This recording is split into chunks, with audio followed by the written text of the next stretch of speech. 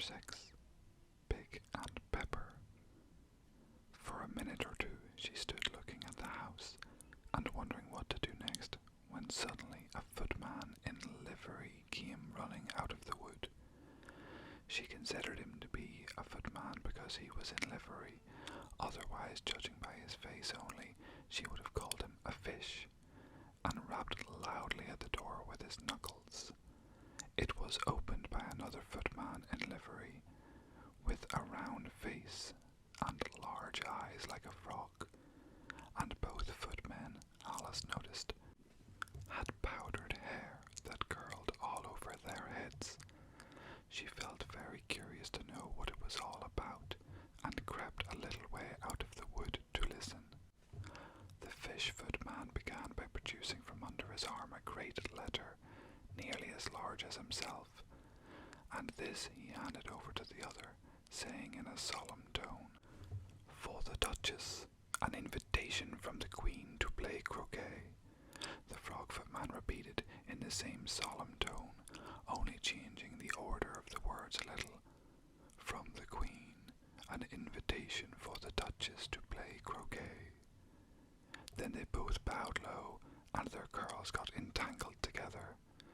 Alice laughed so much at this that she had to run back into the wood for fear of their hearing her, and when she next peeped out, the fish footman was gone, and the other was sitting on the ground near the door, staring stupidly up into the sky. Alice went timidly up to the door and knocked.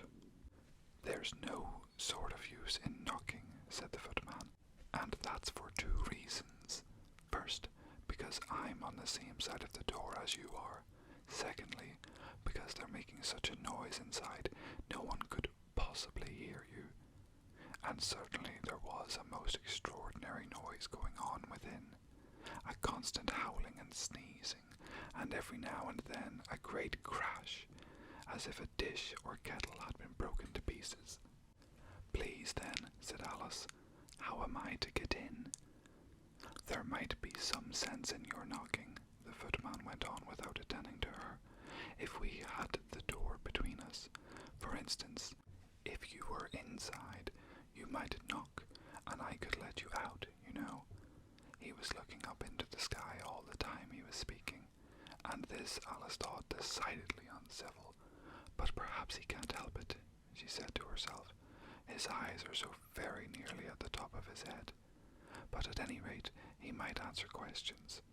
How am I to get in?" she repeated aloud. "I shall sit here," the footman remarked, "till tomorrow." At this moment the door of the house opened, and a large plate came skimming out, straight at the footman's head. It just grazed his nose and broke to pieces against one of the trees behind him. Or next day, maybe, the footman continued in the same tone, exactly as if nothing had happened. "How am I to get in?" asked Alice again, in a louder tone. "Are you to get in at all?" said the footman. "That's the first question, you know." It was, no doubt, only Alice did not like to be told so. "It's really dreadful," she muttered to herself, "the way all the creatures argue. It's enough to drive one crazy." The footman seemed to think this a good opportunity for repeating his remark, with variations. "I shall sit here," he said, "on and off, for days and days." "But what am I to do?" said Alice. "Anything you like," said the footman, and began whistling. "Oh, there's no use in talking to him," said Alice desperately. "He's perfectly idiotic," and she opened the door and went in.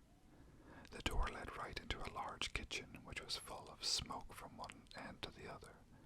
The Duchess was sitting on the three-legged stool in the middle, nursing a baby. The cook was leaning over the fire, stirring a large cauldron, which seemed to be full of soup. "There's certainly too much pepper in that soup," Alice said to herself, as well as she could for sneezing. There was certainly too much of it in the air. Even the Duchess sneezed occasionally, and as for the baby, it was sneezing and howling alternately without a moment's pause.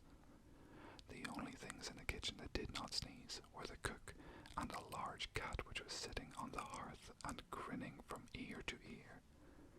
"Please, would you tell me," said Alice a little timidly, for she was not quite sure whether it was good manners for her to speak first, "why your cat grins like that?" "It's a Cheshire cat," said the Duchess, "and that's why. Pig." She said the last word with such sudden violence that Alice quite jumped, but she saw in another moment that it was addressed to the baby and not to her, so she took courage and went on again. "I didn't know that Cheshire cats always grinned. In fact, I didn't know that cats could grin." "They all can," said the Duchess, "and most of 'em do." "I don't know of any that do," Alice said very politely, feeling quite pleased to have got into a conversation. "You don't know much," said the Duchess, "and that's a fact." Alice did not at all like the tone of this remark, and thought it would be as well to introduce some other subject of conversation. While she was trying to fix on one, the cook took the cauldron of soup off the fire, and at once set to work throwing everything within her reach at the Duchess and the baby. The fire irons came first, then followed a shower of saucepans, plates, and dishes. The Duchess took no notice of them even when they hit her, and the baby was howling so much already that it was quite impossible to say whether the blow hurt it or not. "Oh, please mind what you're doing," cried Alice, jumping up and down in an agony of terror. "Oh, there goes his precious nose," as an unusually large saucepan flew close by it, and very nearly carried it off. "If everybody minded their own business," the Duchess said in a hoarse growl, "the world would go round a deal faster than it does." "Which would not be an advantage," said Alice, who felt very glad to get an opportunity of showing off a little of her knowledge. "Just think of what it would make with the day and night. You see, the earth takes 24 hours to turn round on its axis." "Talking of axes," said the Duchess, "chop off her head." Alice glanced rather anxiously at the cook to see if she meant to take the hint, but the cook was brusquely stirring the soup and seemed not to be listening, so she went on again. 24 hours, I think, or is it 12? Oh, don't bother me," said the Duchess, "I never could abide figures." And with that she began nursing her child again, singing a sort of lullaby to it as she did so, and giving it a violent shake at the end of every line. "Speak roughly to your little boy, and beat him when he sneezes. He only does it to annoy, because he knows it teases." In which the cook and the baby joined, "Wow, wow, wow." While the Duchess sang the second verse of the song, she kept tossing the baby violently up and down, and the poor little thing howled so that Alice could hardly hear the words. "I speak severely to my boy, I beat him when he sneezes, for he can thoroughly enjoy the pepper when he pleases." Wow, wow, wow. "Here, you may nurse it a bit if you like," the Duchess said to Alice, flinging the baby at her as she spoke.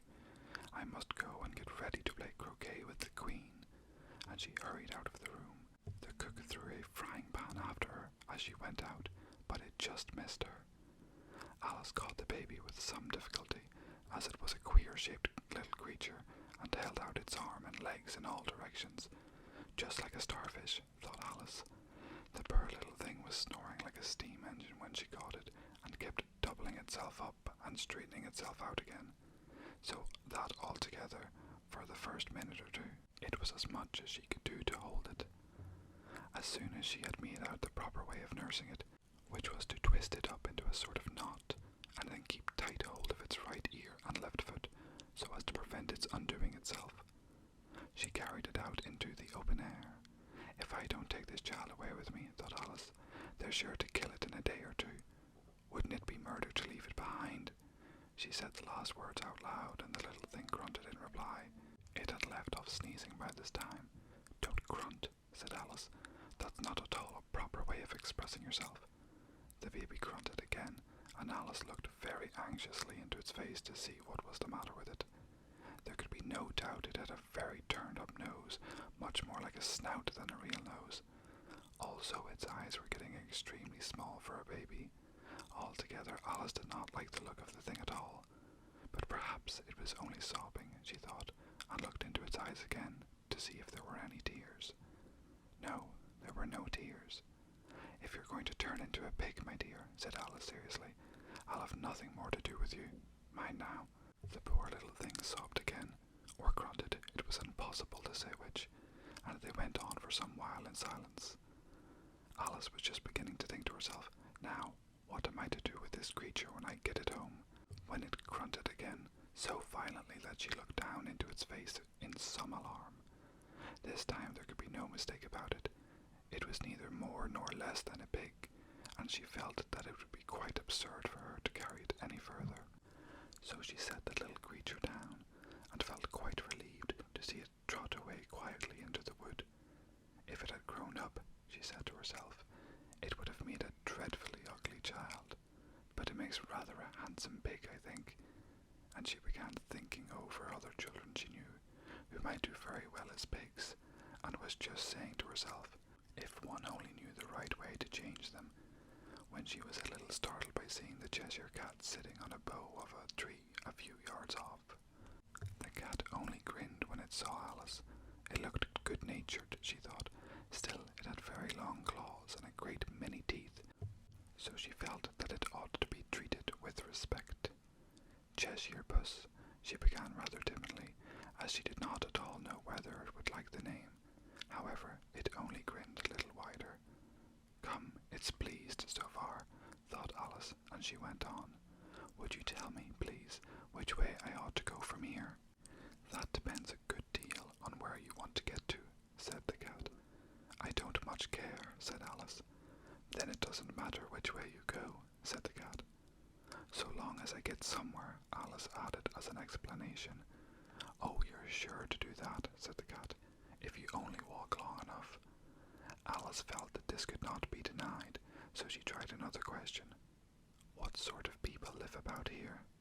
"In that direction," the cat said, waving its right paw round, "lives a hatter, and in that direction, waving the other paw, lives a March hare. Visit either you like, they're both mad." "But I don't want to go among mad people," Alice remarked. "Oh, you can't help that," said the cat. "We're all mad here. I'm mad, you're mad." "How do you know I'm mad?" said Alice. "You must be," said the cat, "or you wouldn't have come here." Alice didn't think that proved it at all. However, she went on. "And how do you know that you're mad?" "To begin with," said the cat, "a dog's not mad. You grant that?" "I suppose so," said Alice. "Well then," the cat went on, "you see, a dog growls when it's angry and wags its tail when it's pleased. Now I growl when I'm pleased and wag my tail when I'm angry. Therefore I'm mad." "I call it purring, not growling," said Alice. "Call it what you like," said the cat. "Do you play croquet with the Queen today?" "I should like it very much," said Alice, "but I haven't been invited yet." "You'll see me there," said the cat, and vanished. Alice was not much surprised at this. She was getting so used to queer things happening. While she was looking at the place where it had been, it suddenly appeared again. "By the by, what became of the baby?" said the cat. "I'd nearly forgotten to ask." "It turned into a pig," Alice quietly said, just as if it had come back in a natural way. "I thought it would," said the cat, and vanished again. Alice waited a little, half expecting to see it again, but it did not appear, and after a minute or two, she walked on in the direction in which the March hare was said to live. "I've seen hatters before," she said to herself. "The March hare will be much the most interesting, and perhaps, as this is May, it won't be raving mad. At least, not as mad as it was in March." As she said this, she looked up, and there was the cat again, sitting on a branch of a tree. "Did you say pig or fig?" said the cat. "I said pig," replied Alice, "and I wish you wouldn't keep appearing and vanishing so suddenly. You make one quite giddy." "All right," said the cat, and this time it vanished quite slowly, beginning with the end of the tail and ending with the grin, which remained some time after the rest of it had gone. Well, I've often seen a cat without a grin, thought Alice, but a grin without a cat, it's the most curious thing I ever saw in my life. She had not gone much further before she came in sight of the house of the March Hare. She thought it must be the right house, because the chimneys were shaped like ears and the roof was thatched with fur. It was so large a house that she did not like to go nearer till she had nibbled some more of the left-hand bit of the mushroom and raised herself about 2 feet high. Even then she walked up towards it rather timidly, saying to herself, "Suppose it should be raving mad after all. I almost wish I had gone to see the Hatter instead."